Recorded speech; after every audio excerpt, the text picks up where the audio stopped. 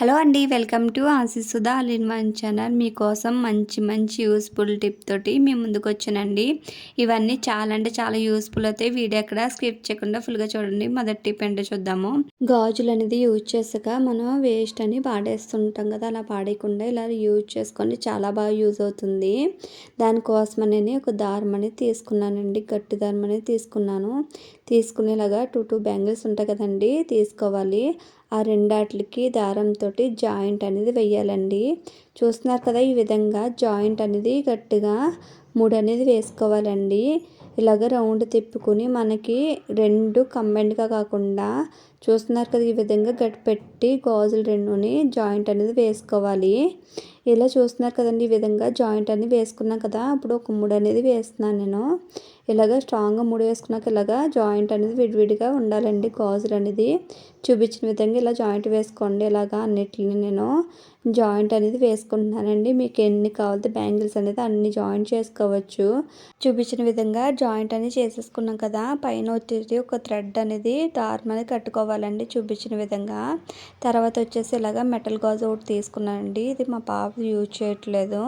అందుకు తీసుకుని ఒక కట్టర్ తీసుకుని మధ్యలో కొంచెం కట్ చేసుకోవాలండి. చూస్తున్నా కదా! ఈ విధంగా కట్ చేసుకున్నాను. ఇలా కట్ చేసుకున్న దాన్ని గట్టిగా ఇలాగా తిప్పుకుంటే మనకి కొంచెం కొక్కెల్లాగానే తేరవుతుంది. చూస్తున్నారు కదా! ఇలాగా దానికి ఇలాగ తగిలించుకుని గట్టిగా మనం ప్రెస్ చేస్తే అది మొత్తం క్లోజ్ అయిపోతుందండి. బయటకు అనేది రాదు. అది మనకి ఎక్కడైనా తగిలించుకోవచ్చండి. మనకు చాలా యూజ్ అవుతుంది. చాలా విధాలుగాను కూడా యూజ్ చేసుకోవచ్చు. కిచెన్లో అయినా హాల్లో అయినా మనకి మేకులు కొట్టడానికి అస్సలు అవ్వదు కదండి. అలాంటి అవ్వలేని చోట ఇలాగ విండోస్ ఉంటాయి కదా! ఆ విండోస్ దగ్గర ఇలాగా మనకి అలా గాజు పెట్టుకుని మనం తగిలించుకుంటే ఇలా గిన్నె స్టాండ్ కింద ఉపయోగపడుతుంది. అంతేకాకుండా ఇలా హాల్లో పెట్టుకునొచ్చాను. లేదంటే బెడ్రూమ్లో ఇలాగా పిల్లల ఐడీ కార్డులు, బెల్టులు లేదంటే చున్నీస్ ఉంటాయి కదా! ఆ చున్నీలు వేయడానికి కూడా చాలా బాగా యూజ్ అవుతుందండి. ఒక్కసారి ట్రై చేయండి. కంపల్సరీ అనేది చాలా యూస్‌ఫుల్ అవుతుంది. మీరు పదే వెళ్ళి మార్కెట్లో 10 రకాలుగా కొనే కన్నా ఇలా ఇంట్లో ఉన్న వాటితో తయారు చేసుకుంటే చాలా అందంగా ఉంటుంది కదా! నెక్స్ట్ టిప్ ఏంటో చూసేద్దామండి. ఇలా బెండకాయలు అనేది మార్కెట్ నుంచి తెచ్చుకుంటుంటాము. తెచ్చుకున్నాక అవి కట్ చేయడానికి చాలా ఇబ్బంది పడుతుంటాం కదండి. ఒక్కొక్కటి కట్ చేయడానికి కూడా చాలా ఇబ్బంది పడతాం. అంతేకాకుండా మనకి టైం అనేది కూడా వేస్ట్ అయిపోతుంటుంది. అలాగా త్వరగా అవ్వాలి, మన పని అనేది ఈజీగా చేసుకోవాలంటే ఈ విధంగా ఒకసారి ట్రై చేయండి. ఇలాగ బెండకాయలు అనేది కడిగేసి వాడేసుకున్నాక దానికి ఒక రబ్బర్ ఉంటుంది కదా! మనకి స్వీట్ బాక్స్ కట్ట వస్తుంది కదండి. ఆ రబ్బర్ అనేది తీసుకుని ఇలాగ పైన ముసుగు దగ్గర ఇలా గట్టిగా మనం 2 తిప్పులు తిప్పుకుంటే అది కొంచెం క్లోజ్ అయిపోతుందండి. క్లోజ్ అయ్యాక ముసుగులు అనేది కట్ చేసేసుకోవాలి. ఇలాగా చివరున్నాయి ఇలా కట్ చేసుకున్నట్లు పక్కకు పెట్టేసుకుందాము. పక్కకు పెట్టేసుకున్నాక మనకి ఏ సైజులో కావాలో ఆ సైజులోనే కట్ చేసుకోవచ్చు. లేదంటే మనకు ఫ్రైగా కావాలంటే చిన్న ముక్కలుగా కట్ చేసుకోవచ్చు. కర్రీగా అంటే కొంచెం పెద్ద ముక్కల కింద కట్ చేసుకోవచ్చండి. చూస్తున్నారు కదా! ఈ విధంగా ఒక్కసారి మీకు పని అనేది ఈజీ అయిపోతుంది. మనకి టైం అనేది వేస్ట్ అవ్వకుండా శ్రమ అనేది కూడా వేస్ట్ అవ్వకుండా ఉంటుందండి. ఈ విధంగా కట్ చేసుకున్నట్లని ముసుగులు కట్టి ఉంటాయి కదా! అవి పక్క పడేసుకుని ఇలా మనకు కావాల్సింది తీసుకుని మనం కర్రీ అయినా ఫ్రై అయినా చేసుకోవచ్చు. మన టైం అనేది వేస్ట్ అవ్వదు కదండి. ఈ విధంగా ఒకసారి ట్రై చేయండి. నెక్స్ట్ టిప్ ఏంటో చూద్దాము. నెక్స్ట్ వచ్చేసి ఒక సోపుని ఇలాగా టమాటాలు అనేది వాడిపోయి కుళ్ళిపోయి ఉన్నాయండి. అవి తీసుకున్నాను. అవి తీసుకుని వేస్ట్గా పాడేయడం ఎందుకు అని ఇలా పాడేయకుండా ఎలా యూజ్ చేయాలనేది చూపిస్తున్నానండి. ఇలా పాడైపోయిన టమాటాలు కూడా మనం వేస్ట్ అని పాడేస్తుంటాం కదా! అలాంటి పాడేయకుండా ఇలా యూజ్ చేసి కంపల్సరీ అనేది బాగా వర్క్ అవుతుందండి. అది ఎలా చేసుకోవాలో చూపిస్తాను. ఇలాగా విమ్ సోప్ అనేది తీసుకున్నానండి. తీసుకుని ఇలాగా క్యారెట్ గ్రేట్ చేసుకుని ఉంటుంది కదా! అది తీసుకుని కొంచెం అంతా తురుముకోవాలండి. చూస్తున్నారు కదా!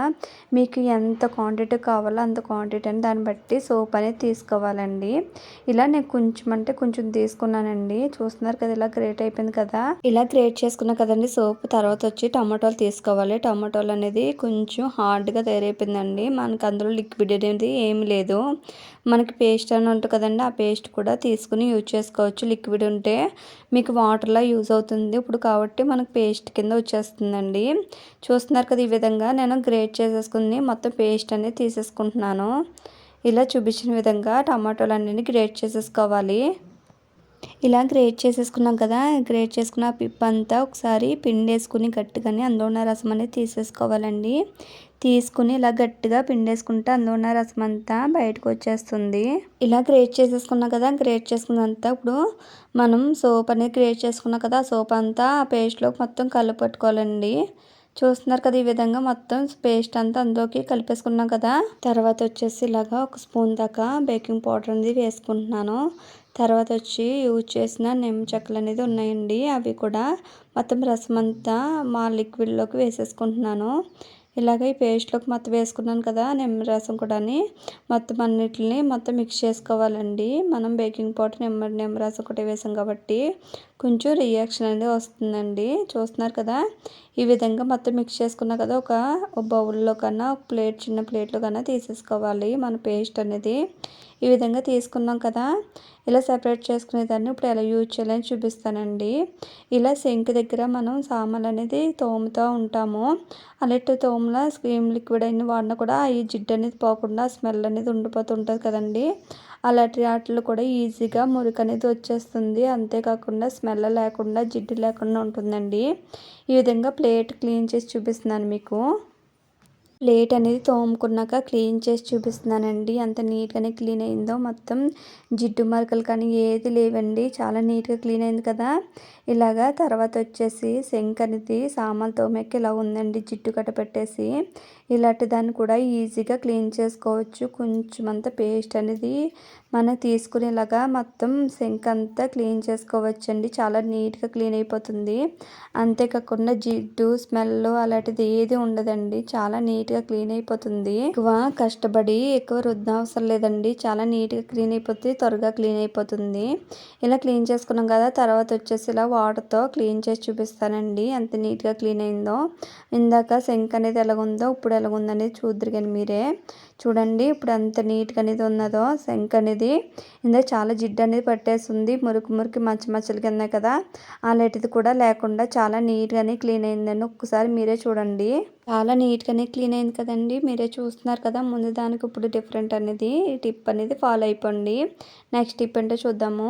ఇలాగే యూనిఫామ్స్ అట్లయినా లేదంటే పిల్లలు వేసుకునే యూనిఫామ్స్ అవి కూడా వాటి మీద పెన్న గీతలు అనేది పడిపోతుంటాయండి. ఇలాగా పెన్న గీతలు అనేది నేను గీసి చూపిస్తున్నాను మీకు.